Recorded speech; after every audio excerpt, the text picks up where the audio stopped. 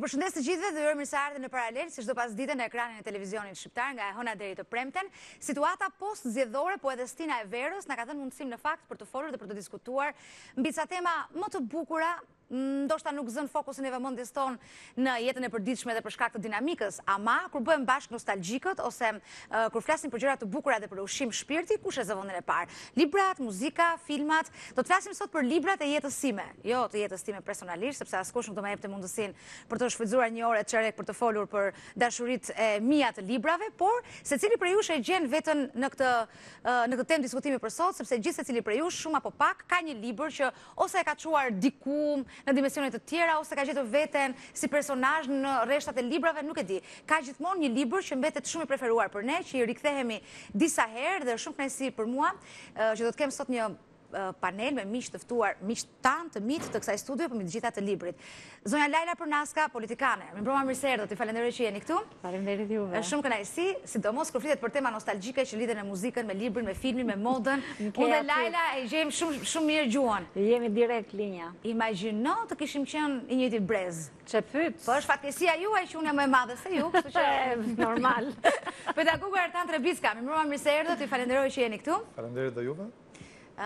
Nuk e di, shihet e librave, nuk e di nëse i kemi përbashkëta apo jo, po që ju jeni gjithkohës një kundër rrymë, nuk e di, gati më duket sikur ju më kundërvijeni ndonjëherë me qëllim, edhe kështu në biseda personale, rrjetesh sociale, se kam një ide që ju më kundërvijeni me dashje. Kundërshtimet e mia. Irena Shabani, kolege gazetari, ju përshëndes, mirë se erdhët, mirëmbrëma, mirë se erdhët. Shpesh herë sot në ditët kur ne jetojmë, flitet që jo po gazetarët nuk lexojnë, jo po i bien shkurt. Në fundit kjo puna e librit nuk ka dhe aq të bëjë me profesionin se sa me dëshirën për të marrë me libra. Është vërtet. Falenderoj që je këtu. Zoti Behar Gjoka, studiues, mirëmbrëma, mirë se erdhët. Ju falenderoj. Mos u mërzit, unë pyet janë 2 milion dollarë pse nuk lexoj shqiptarët, nuk do ta bëj kurrë, kështu që s'ka problem edhe për atë. E kam lënë të fundit sepse jemi në një program nostalgjik dhe me tema nostalgjike. Ne jemi ngrënë pozitivisht gjithë jetën tonë sepse kemi kaluar një adoleshencë shumë të bukur bashk.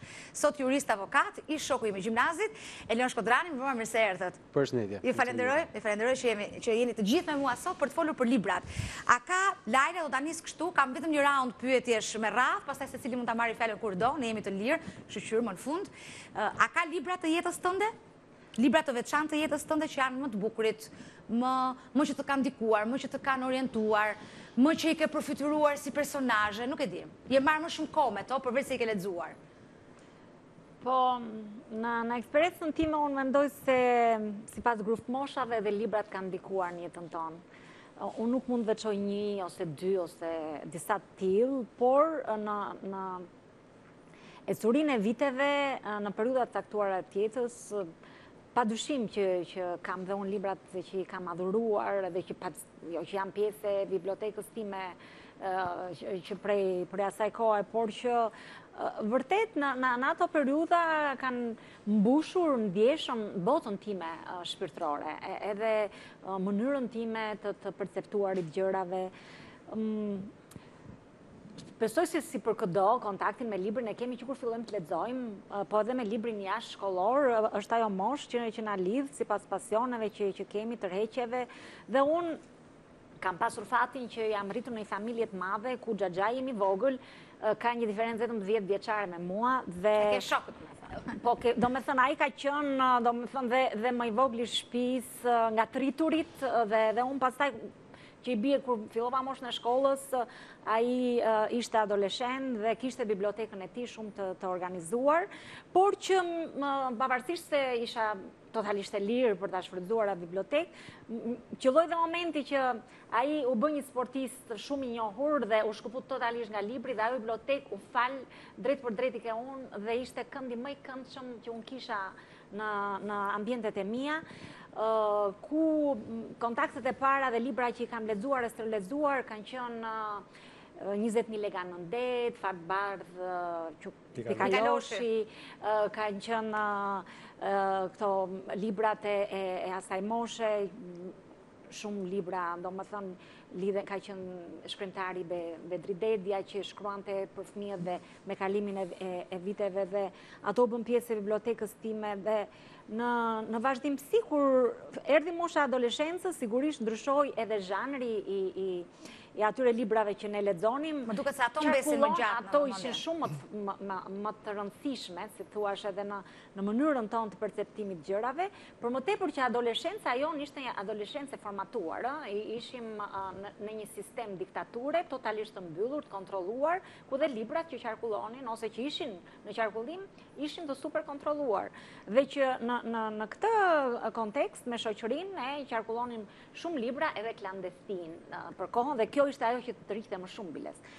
Megjithatë, në romanet e famshme që janë bërë dhe filma, unë kujtoj shumë në ato vite David Copperfieldin, që e kam lexuar, riledzuar dhe e kam ndjekur pastaj edhe në filmin që transmetoheshe dhe ne ishim të lirë që të ndiqshim ato lloj tematikash dhe ato lloj filmash, por që pa diskutim nga librat pikante të asaj moshe kanë qenë edhe Ana Karenina, kanë qenë librat e Balzacut, librat e Hugoit, Pa familje, kam pasur shumë qefe, kam lexuar, riledzuar dhe më tutje pastaj kur kam pasur rastin, mundësinë e parë që të kaloj kufirin dhe të shkoj në Francë, një nga gjërat e para që më ka tërhequr ishte që sidomos këto, do me thënë, kryeveprat franceze ti lexoj në frëngjisht dhe edhe ajo më kanë ndihmonte edhe për gjuhën, sigurisht.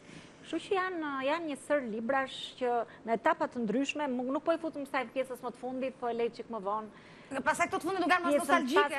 Pjesën pas 90-s, sepse është tjetër histori. Nuk jam feministe dhe nuk është kjo arsyeja pse i drejtohem Irenës, por ne këtë program në fakt e kemi filluar që tek Doma e Grimit, kur se përmendi Laila Ana Kareninën dhe Irena në diskutimin ton off records, ne pëlqen shumë kjo fjala e bukur e gjuhës shqipe, tha unë besoj që adoleshentët që kanë një lloj mitizimi ose adhurimi ose admirimi për Ana Kareninën, për Madame Bovary, më thatë më duket se këtu ka një problem. Ç'është problem mund të kesh për shembull të mitizosh Ana Kareninën? Sepse nuk është një personazh. Është një personazh fatkeq. Dhe mua më ka pëlqyer shumë shpreha e Tolstoit kur i thanë që pse hodhe në shinat e trenit Ana Kareninën. Dhe i tha unë nuk e hodh, dhe ajo shkoi vet. Në këto personazhe, në fund fare ato fund kanë pasur dhe problemi real, që unë pata kur ju më shkruat, është që unë nuk kam personazhe femra, mit. Nuk kam asnjë personazh femër që ta kujtojnë me nostalgji, ndërkohë që kam shumë personazhe meshkuj, duke filluar nga Jean Valjeani ke të mirët, tamam kam një personazh femër, po është ajo që ka shkruar veprën, që është Isabella Allende ke Paula. Ai është një libër shkruar për femër, për vajzën e vet, është autobiografik, është një libër tmerrsisht i bukur për mua, është një libër i fortë, është aq sa ç'është i trishtuar, është një libër i fortë. Kurse personazhet e tjerë, Irena Forsyth e tjerë, nuk është se personazhin femër nuk e kam gjetur në atë lloj shkallë, e kam gjetur në një prallë, ke Sirena e vogël, Sirenën. Është e vetmja që më kalon një shije komplet tjetër nga gjithë personazhet e tjerë. Po personazhet meshkuj përse të kanë pëlqyer? Për forcën, për karakterin, për mesazhin. Më kanë përcjell diçka. Diçka që ata kanë ofruar një gjë që mund të ndryshojë, ndërkohë që femra, të paktën në këto libra, se mund të ketë libra të tjerë që unë do kujtoja Mausiarova, këto femra nuk më sjellin asnjë lloj gjëje, janë pjesë e një historisë, pjesë e historisë rozë të njerëzimit. Kjo është ajo që... Artan Trebicka besoj që mitizon personazhe femra. Shiko, ka një arsye pse jemi mbledhur sot për librin. Për shkak të angazhimeve në familje, do duhet të lyej jashtë shtëpinë këto ditë. Dhe përveç kësaj më desh të edhe tokë dhe librat për të risistemuar nga fillimi. I freskove. I freskova, po pash një 3-4 tituj që i kisha të dubluar, do me thonë, i kisha bler nga 2 herë. Ka shumë qefi kam patur sa kam harruar që i kam në shtëpi. Besoj që këtu hynë ato, dhe në faktikisht janë po 4-5 ato që më kanë lënë kështu shije nga gjimnazi, dhe shikoja nga 2 kopje. Personazhet meshkuj ka patë edhe unë qef, profesor. E natyrshme, E ju jeni një femër, kështu që nuk e vën dyshim. Nuk jam dakord me zonja që thotë që janë roz këto libra, sepse nuk është roz të biesh në shinat e trenit. Jo, nuk janë roz, më falë. Nuk janë roz librat, personazhet. Personazhet pra, po të biesh në shinat e trenit nuk është roz, është tragjike. Pra Rozë është kur përfundon bukur. Jo kur përfundon Rozë është kjo gruaja bestseller që ka gjithë librat njësoj. Daniel Steele, gjitha njësoj, ngatrohen personazhet e saj nga një libër te tjetri. Unë do thosha që jam i çik edhe me Lajlën kontradiktor këtu, që ne në kohën tonë në fakt kemi lexuar shumë.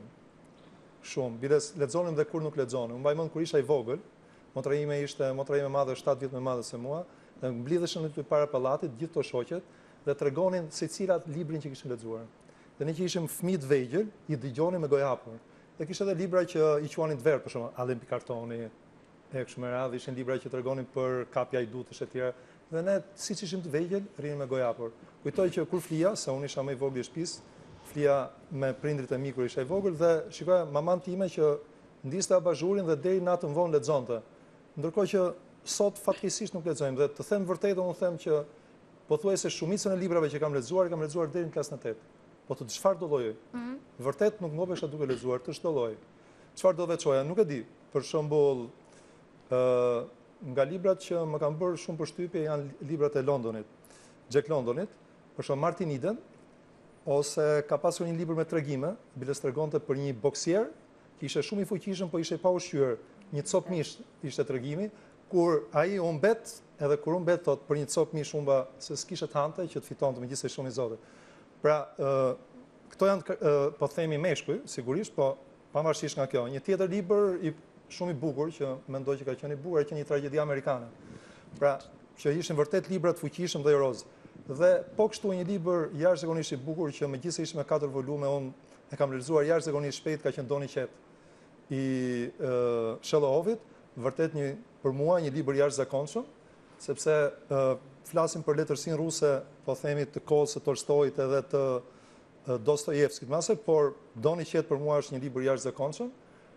Por kishte edhe libra të tjerë historik, për shembull, më kujtohet që me miqtë e mi, shokët e mi, diskutonin për Napoleonin e Tarles. Pra e lexonim, tregonin se si Napoleoni kishte fituar betejat, si trajtoi betejat e tjera, pra libra të llojeve të ndryshme. Një nga librat shqiptar që vërtet më ka pëlqyer shumë ka qenë Ars Salavista. Një libër për mua i jashtëzakonshëm.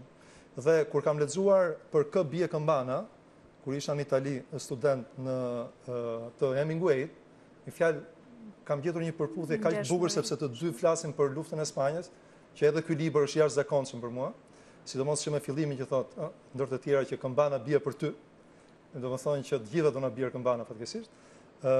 Më ka pëlqyer vërtet shumë. Hemingway për mua në Shqipëri pëlqen remarkun, për mua Hemingway është një dimension tjetër, sipas meje, mbas unë kam gabim. Po edhe mjafton të lexosh Hemingway vetëm Plaku dhe deti, që është një gjë e jashtëzakonshme.